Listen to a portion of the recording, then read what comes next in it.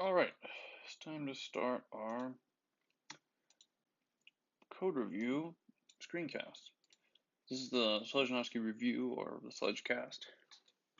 I'm your host, Nick SledgeCast. Basically, what we're going to do here is we're going to review some of the code of Prometheus, which is an open source project.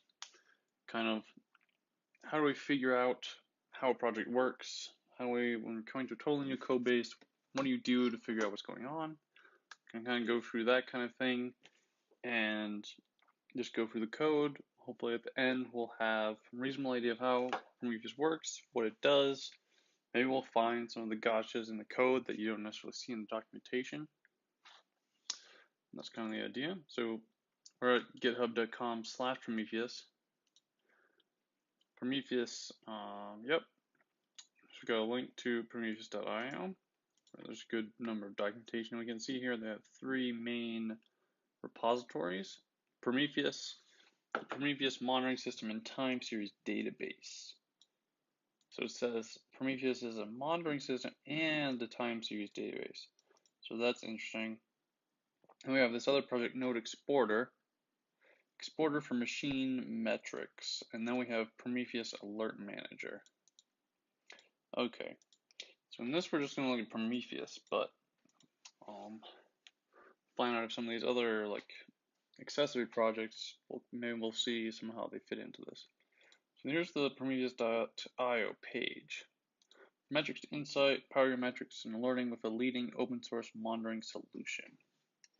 We've got some highlights, what we're looking at feature-wise, dimensional data, powerful queries, visualization, efficient storage, simplicity, precision alerting, lots of clients and integrations. And we look here, we have a quote from a Google book on site reliability engineering. Even though Borgmon remains internal to Google, the idea of treating time series data as a data source for generating alerts is now accessible to everyone through those open source tools like Prometheus. My understanding is that Prometheus is a little bit inspired by some of the internal monitoring tooling at Google. As you can see here, Prometheus is a cloud native computing foundation project, users, all that kind of stuff. Cool. So let's go to the actual Prometheus repository. This is what we're mostly going to be looking at. It contains all the code for the monitoring system and the time series database. So we're going to be looking for two big things. Where's the monitoring system, and where is this time series database that they're talking about? So scroll down a little bit, we can see what kind of directories we got. We've got Circle CI. Circle CI is dependency, or more like a build tool. So let's look at Circle CI. What is Circle CI? It's the first thing in the repository. So continuous integration and delivery. I'm gonna pull this up. All right. So if we go in here, we can see. All right, Forrester. So most of it looks like it's an enterprise product. And some kind of build system. I kind of would have expected more text on this first page, but anyway, so that's some kind of deployment and continuous integration system. So we got .github, okay, what's this? All right, so it's just a template for issues. So we have CMD, config, console libraries, consoles, discovery, docs, documentation. So this is starting to look like it's a Go project. So let's scroll down a little bit more. Scrape, scripts, storage, template, web. And then you have some of the more utility files. Docker ignore, git ignore, some YAML files, a Docker file, make file, so we got make involved somehow, Docker as well.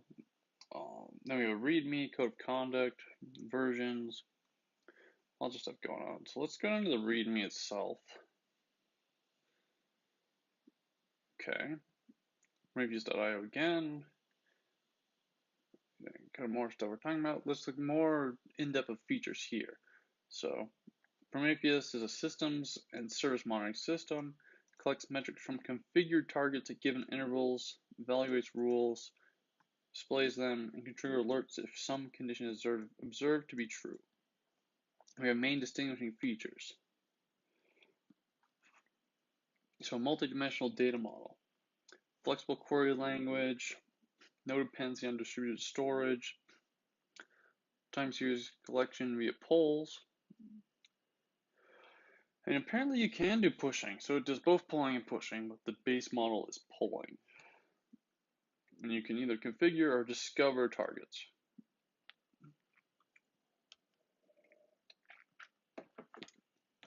So we have the architecture overview diagram. This is kind of high level. So we got the Prometheus server, which is what this repository is focused on. Here's the push gateway, the alert manager. So we saw alert manager earlier. Alert manager is a separate project. So we got web UI, okay, job exporters, jobs. In the Prometheus server, we have retrieval, storage, query language, and then some storage stuff, nodes, HDD, SSD, that's like disk storage. Push alerts, alert manager, okay. This kind of suggests what alert manager integrates with: email, PagerDuty, which is kind of like a paging service. And then we've got service discovery here, DNS, Kubernetes console. So these are, well, DNS is a pretty standard internet discovery system. Kubernetes is a runtime for container orchestration. Console is a discovery system, and then it's custom integration. So it looks like we're discovering things through a number of third-party integrations. So here's a push gateway. It's not really clear what that is, and it's not a project listed here. I wonder if a push gateway. So there's another project that's called push gateway. Kind of the feeling from this is the yellow things are different Git repositories. So we have a alert manager repository, push gateway repository, Prometheus server repository. Alright, so let's pop down installation. We got precompiled binaries, Docker images, and you can build from source. Okay, and it says the makefile provides different targets, build test, test short, format, vet, assets, and Docker. Cool. So now we've got that. Let's take a peek at discovery. Basically what we're expecting to happen in discovery is some kind of integration with DNS console, Kubernetes, where it's going to regularly poll or somehow discover information about who we're looking at, who are we targeting. Prometheus is a poll-based architecture. We have to know who we're supposed to get metrics from. Let's go into discovery. Alright, so we got a whole bunch of directories here: Azure, console, DNS, EC2, file, GCE, Kubernetes, Marathon, OpenStack. So we got a lot of integrations. These are all pretty major platforms.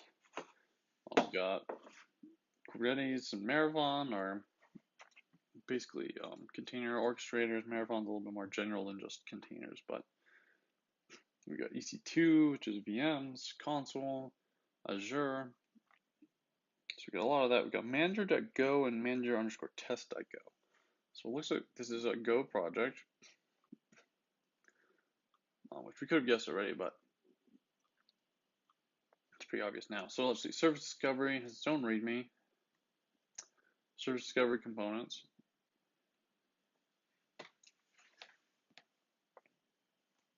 Okay, and they've cut development of new discovery mechanisms. So these are the ones you get. If you want more, you have to manage it customly. It won't be in the main line of Prometheus.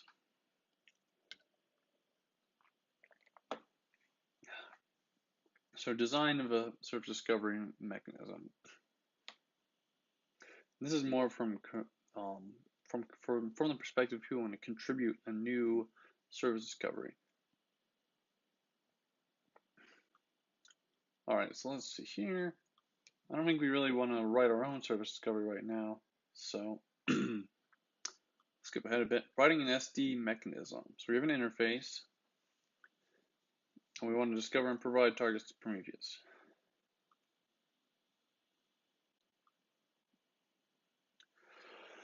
So So if you want to make your own service discoverer, it has to implement interface discoverer. It has one method, which is called run. It takes a context and a channel, which appears to be of pointers to target groups. So we get a channel of pointers to target groups, and that's how we meet the interface of discoverer. So we implement something. It has a run method, it takes context as an argument, and it takes a channel as an argument. And then presumably we are supposed to send slices of target groups up this channel. Yeah, and this is basically what we're saying here. So okay. So this is, so this is just a list of target groups. Alright, so we got documentation of it. So let's look at a couple of these. Let's look at manager.go first. So this is, okay, we see some imports, context, format, sync, time. So it looks like there's some locks in here or something similar to that. We have GoKit for logging, imports from Prometheus, and then here, this is kind of interesting. We have Azure is imported, console is imported, DNS is imported, EC2 is imported. So these are all from the same directory, Zookeeper, Triton. So there's a lot of them. So if we go back into Discovery, we can see that this manager is importing all of these third-party integrations. Okay, so let's here's the Discover interface. We were just talking about that in the README. Now a little bit more documentation around it. And it's still the same context, and then this channel. So we want to find what's the context doing and what is this channel doing. All right, so we've got some kind of pool key, set name and provider. We have new manager constructor. So this is Go. So one of the things that you'll see is Go doesn't have a concept of constructors, it's just a function. Kind of have to define your own. So as we've got in here, you've passed it to context and a logger, and it seems to have a sync channel, a logger, targets, which is just a map of target groups, and discover cancel, which is a context.cancel func. Okay, so that's something interesting. So we're seeing a context, some kind of cancel function, and then it has a context. And then here's the struct that's related to that. Now loggers, a mutex, context, discover cancel. So it's an array of cancel functions. Okay. So we have just a map of pools to maps. Oh, it's a map of pools to a map of strings to target groups. So some discoverers, mainly Kubernetes, send only the updates for a given target group. So we use map of target group dot source pointer to target group dot group to know which group to update. So I'm guessing this means Kubernetes sends only updates for a given target. Maybe we'll have to look at the Kubernetes integration, figure out how that works. So here's a run method on the manager itself. This is a receiver method on a pointer to a manager. So this is a by reference method. So in Go, this is kind of how you define the member functions. It's just on it, you would call manager.run, and it would be passed a pointer to a manager, is what this M is. Alright, so we got this. So this will have side effects. And it looks like it calls for range and m.context done. So what this is basically treating m.ctx as a channel. So as long as, so basically what this is, for every message that comes out of m.context.done, we will call m.cancel discoverers and then return an error. And then the only other return is a nil. Okay, So we have sync ch, which I'm assuming means sync channel. Returns a read-only channel used by all discoverers to send target updates. Interesting. Okay, so this is on a manager, and the idea is that any discoverer can use this channel to send messages to the manager, which will then be used to update Prometheus, presumably. Yeah, and it just returns a channel. So that's basically like a getter, I guess. So it's function on a manager, sync channel, and it returns a channel of maps. And so basically it's a channel of map of string to target group. And this is another pointer reference. It's not by value. Apply config. Removes all running discovery providers and starts new ones using the provided config. Alright, so we call lock. We defer unlocking to the end of the function here. mdug cancel discovers again. So this is the same thing that happens when we get an error or a kill signal from this ctx.done. Cancel the discoverers. We're going to want to find this function, figure out what it does. And then we do a loop, and it looks like we start a bunch of providers and we pass them pool keys and the provider. Okay. Start custom provider. Only use this if you know what you're doing. All right, that's probably something you want to notice before we start using this. And we aren't implementing a custom provider right now. We just want to know what's going on in the general case, so we don't really need to worry about this. All right, so here's start provider.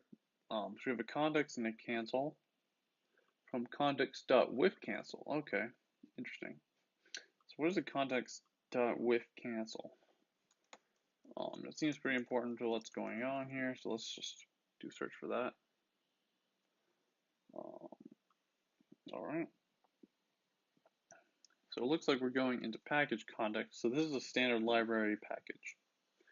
Package context defines the context type, which carries deadlines, cancellations, signals, and other request scoped values across API boundaries and processes.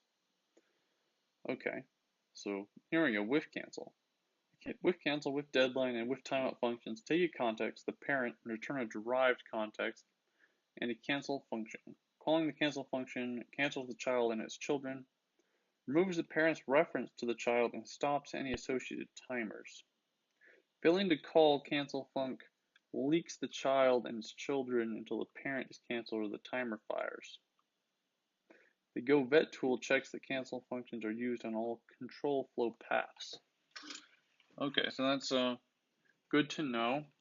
It's good to know the govet tool will check to see if you're leaking cancel functions.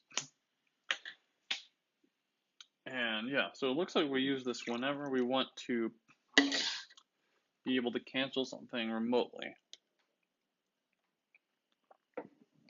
Maybe basically is like a helpful thing around Go channels, which is how Go handles threading. Makes it easier to make sure they're cleaned up when they're supposed to be dying. Kind of like a Reaper or like a manager structure from like Akka or Erlang. You have a manager and then you have some child nodes that are managed by it essentially. Okay, but what we've gotten out of this is that this cancel function is sending a cancellation signal that should cancel our manager. So we're going in here. This probably cancels our providers, basically what I'm saying. All right, so we've got a channel of updates, discover, cancel, append. Okay. So we got this. Okay, here we go. So we're starting 3 Go routines here. Worker.run.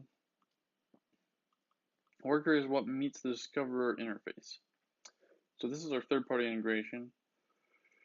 We get a Go routine for it, and it takes this context. Okay, yeah. So it gets the context in the child routine, I guess, in our discovery thing, and then we hold on to this cancel function. So the manager is holding the cancel function, and presumably it can call the cancel function to cancel this worker whenever it wants. Then we have run provider and run updater. Okay, well here's run provider right here. This is a manager function. what does it do?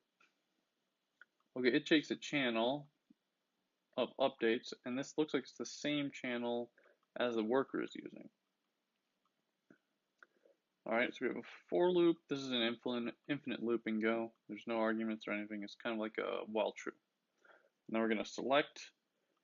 Alright, so context.done, and then we return. So if the CTX has a done signal, then we're going to return.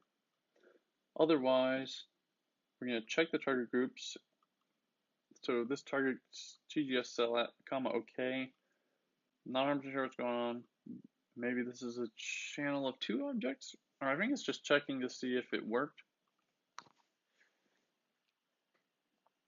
Okay, so this might be just checking for a channel close, like the channel closes or fails or something.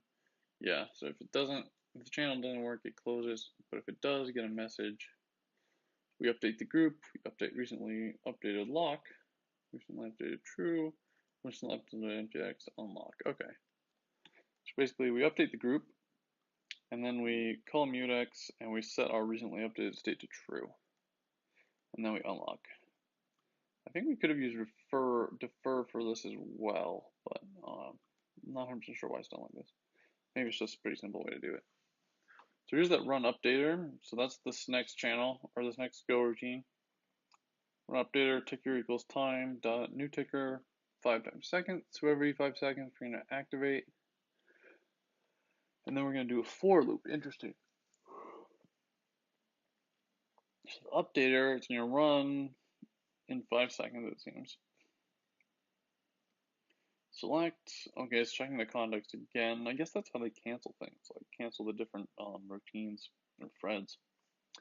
And then here, the ticker.c. So if the ticker sends out a 5-second warning, recently updated mutex. Okay, so we're no longer recently updated if it's been 5 seconds.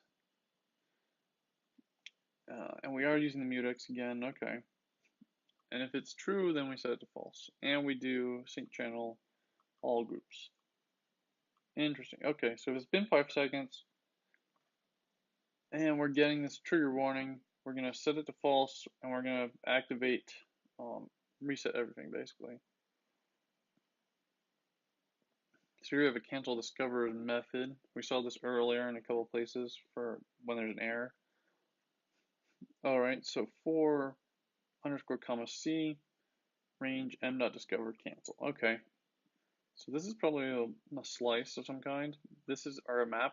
So this is the index and this is our value. So if it's a map, this would be the key and this would be the value. If it's a slice, this would be the index, this would be the value. And then we're just calling C here. What's C? Well, if we knew what cancel discovers was, we would know what C is. So let's go up to cancel discovers. Where's the manager? Here we go. Cancel discovers. So we have a context.cancel func. I think that might be what we're talking about here, actually. Yeah. Discover cancel. Yeah, so discover cancel is a slice of cancel functions. So we're basically going through this slice and running all the cancel functions, which should send those kill signals to all of our Go routines, thereby shutting them off. So we got, and then it looks like we're creating a new map, maybe? I'm not 100% sure. Yeah, we're setting targets equal to a whole totally new map. So basically it's wiping all the targets out, and discover cancels is now nil. So update group. We're taking pool key, target group, okay. We're locking, we're deferring the unlock, and then for target group and range target groups. If the target group exists, we're going to do what? If underscore comma okay. Okay, so we're running through the targets by pool key. If we don't get an okay, which means it's not there, which doesn't make sense to me. The target group is not null. If comma underscore comma okay, and that target group's pool key. So if there's a target by the pool key, we're basically checking to see if there's something in this map with the key of pool key. And we're just, so this is basically checking for a pool key. I get it now. So basically we're passing in a pool key to this, and it's basically say update the group with this pool key. We check to see if there's a group with that pool key. If there isn't one, then we're going to set it to totally new group. If there is one, we're basically saying it's equal to this target group that we got here. So it's basically checking to see if the target group exists, or the target group that's related to this key, and then if it does exist, we set it equal to the target group we got as an argument. All groups, yep, just returns a map of string to target group. What do we got here? We're going through the targets. Range T, yes, yeah, so we're appending. So this is just returning all of the target groups. Providers from config. Okay, what's going on here? So we have a CFG, SD config, .service discovery config, map, string discoverer. So we create a provider's map, app, func, max string, comma I, TP discoverer providers. All right, for doing some kind of formatting thing here. Here we have I, comma C equals range of cc.dns configs. And then we're apping. So we're creating an app, I guess. No, we're calling a function. So app here is actually a function that we've defined that does a little bit of formatting. Or actually what it does is it sets a key inside of our providers equal to TP, which is the discoverer. Okay. And then we're just calling this app method a whole bunch of times for different configuration files. Is what I'm getting out of this. Okay, so Kubernetes, SD, Nerve, EC2, OpenStack, GC at ESD configs. Looks like they're saying something about GCE. Yeah, GCE SD config. Azure, Triton, static. Okay. And then we have some static provider stuff, which I'm assuming is just like a flat config file. Look at these IP addresses or something. Cool. So let's take a look at these providers. Since they've come up a lot, this manager is managing them. So let's look in here. EC2. EC2 at go, one file. That's pretty convenient. What do we got in here?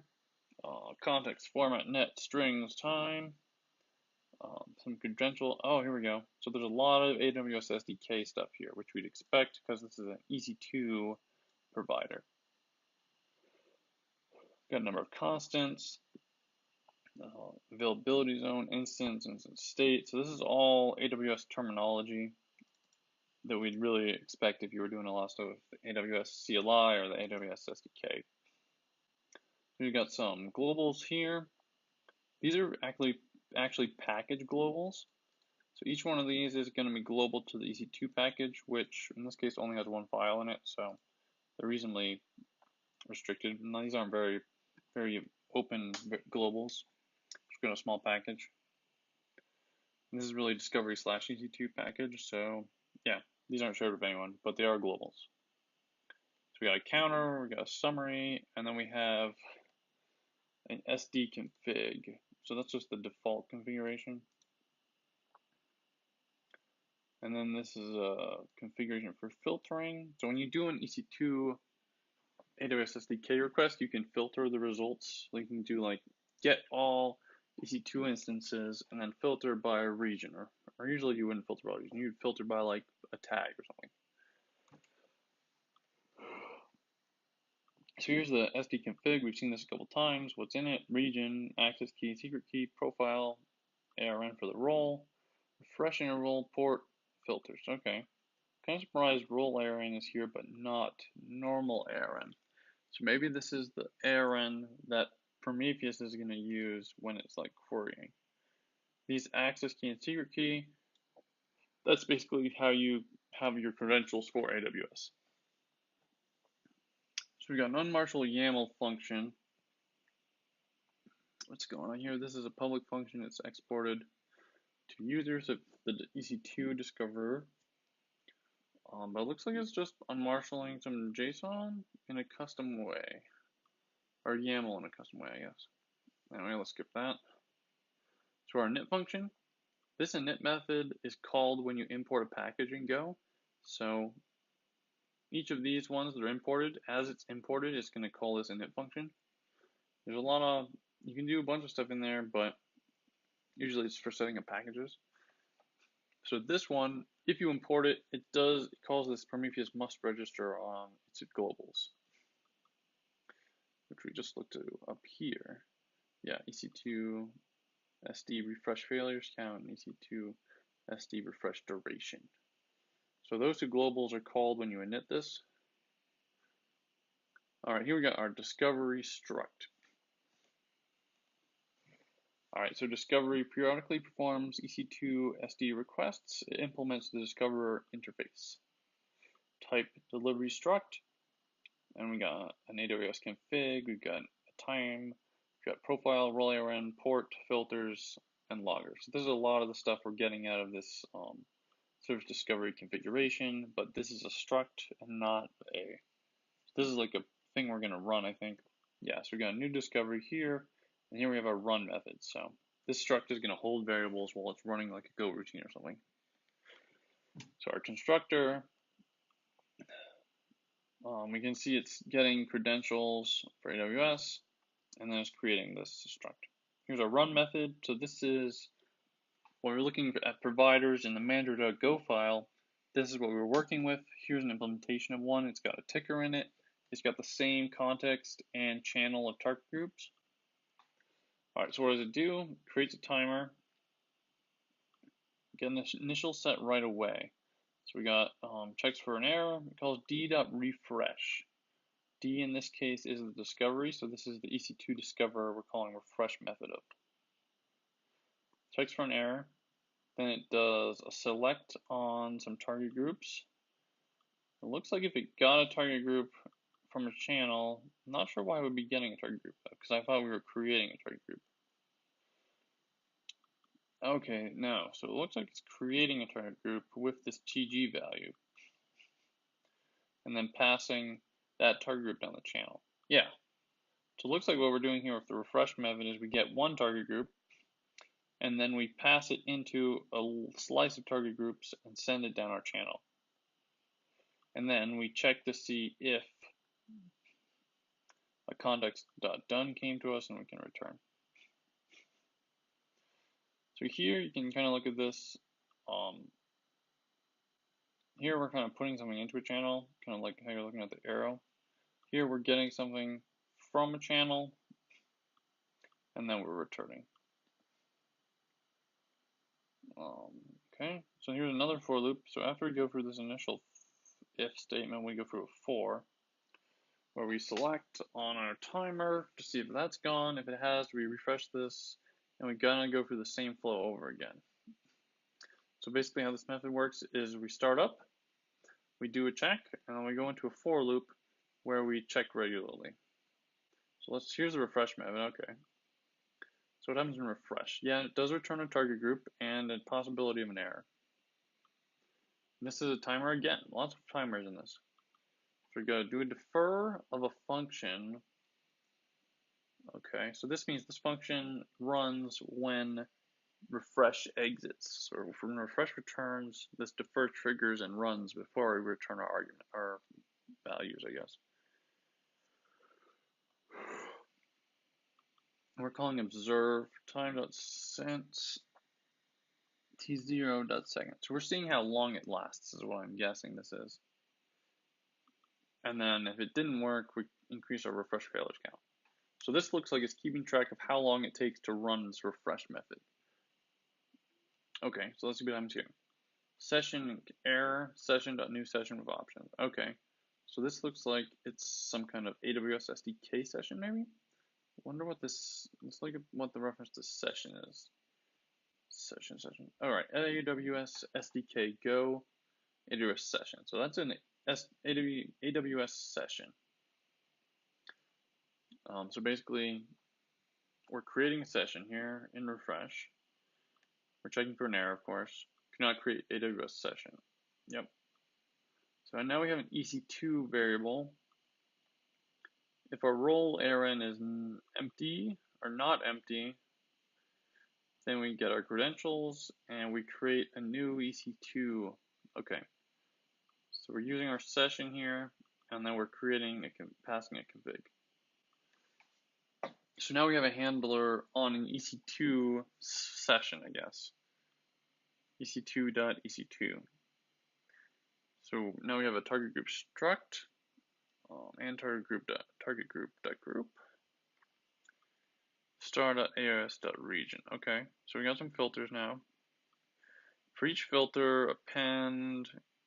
Okay, so we got a filter struct getting appended. So we're making our filters in a format that AWS can interpret.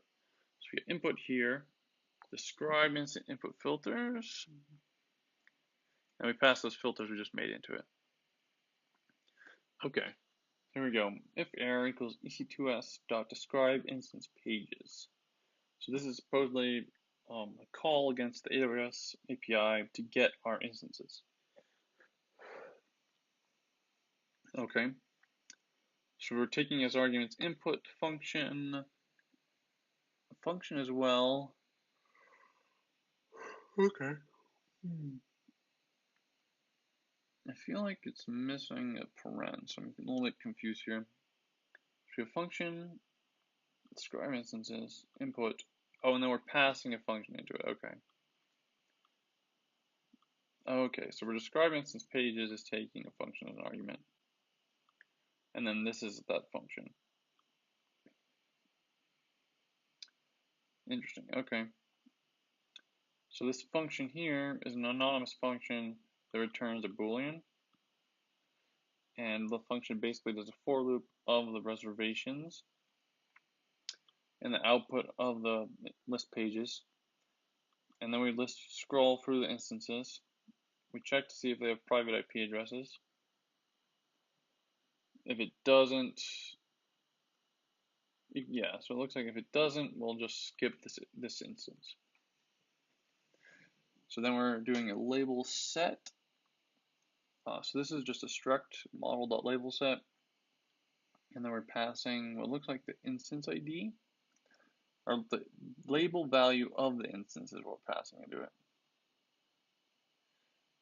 And then it's getting passed a instance ID, yeah. So labels, EC2 label private IP equals model label value of a reference to a private IP address. And then we're building up an address variable, okay. And then setting that, okay. So we're basically parsing characteristics of different EC2 instances here, getting their IP addresses, getting some labels, public and private IPs, the public DNS, the availability zones, instance state, instance type. So we're building up all this metadata about the instances, or I guess descriptive data.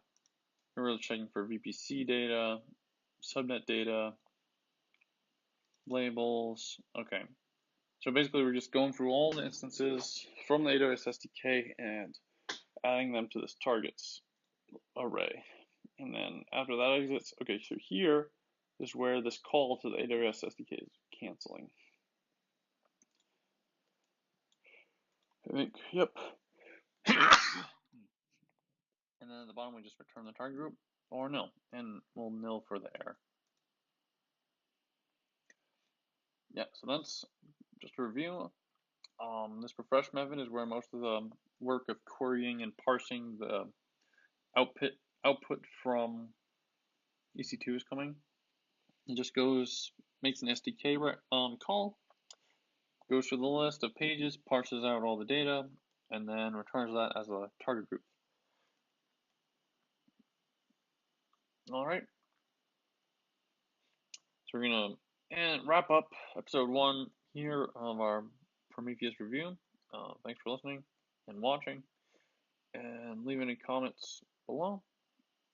And then let's get our other recording as well. Where is my other recording? Here we are.